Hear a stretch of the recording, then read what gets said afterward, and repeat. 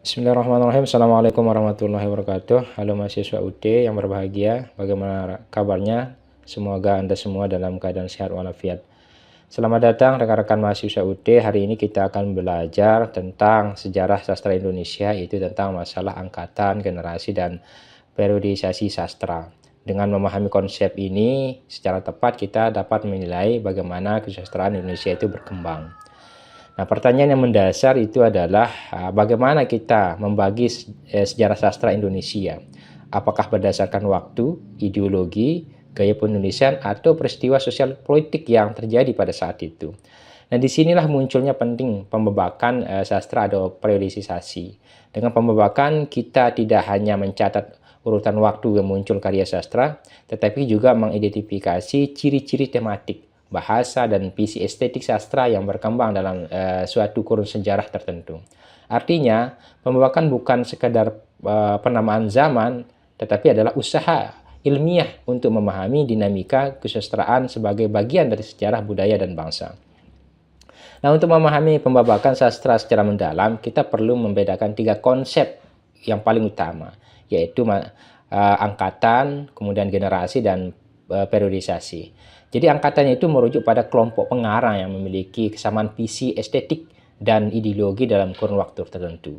Kalau generasi itu lebih bersifat kronologis, yaitu merujuk pada kelompok pengarang yang produktif dalam satu rentan waktu meskipun tidak selalu memiliki kesamaan ideologi.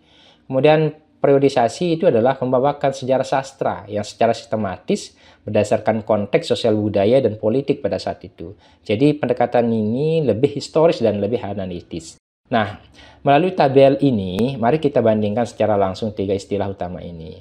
Dari segi pendekatan, angkatan itu menggunakan pendekatan ideologis dan estetik, sedangkan generasi itu berdasarkan kronologis dan biologis dan produktif, sedangkan periodisasi menggunakan pendekatan historis dan struktural. Kalau dilihat dari sisi sifat, angkatan itu cenderung eksklusif karena didasarkan pada kesamaan nilai atau semangat. Sedangkan generasi itu lebih inklusif ya dan longgar. Sedangkan periodisasi itu bersifat komprehensif dan bisa melibatkan pengarang dari berbagai latar. Nah, setiap ahli sastra memiliki pendekatan sendiri dalam pembabakan sejarah sastra Indonesia. Yang pertama, kalau kita lihat Habib Yasin menyusun periodisasi sastra berdasarkan tonggak angkatan yang sangat populer seperti angkatan 20, angkatan 33, 45, dan 66.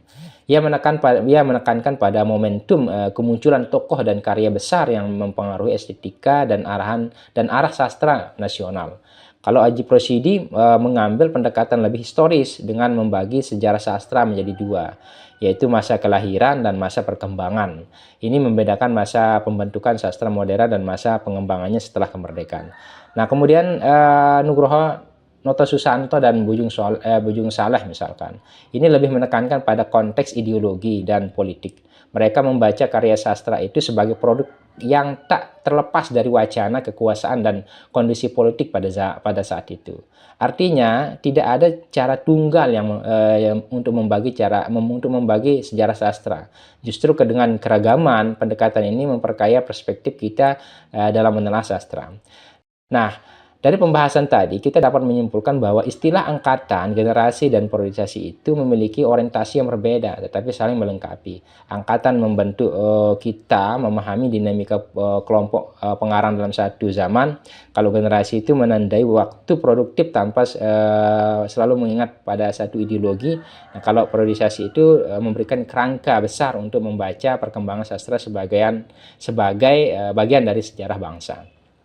Nah, ketiganya ini penting untuk dipahami karena pemahaman yang tepat akan membantu kita memetakan perubahan estetika, bahasa, dan wacana dalam sastra dari masa ke masa.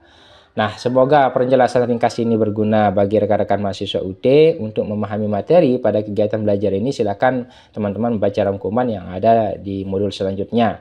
Nah, untuk mengukur pemahaman, kerjakan 5 soal latihan ya, kemudian 10 pilihan ganda yang tersedia. Silahkan itu dicocokkan jawabannya dengan kunci jawaban yang sudah ada.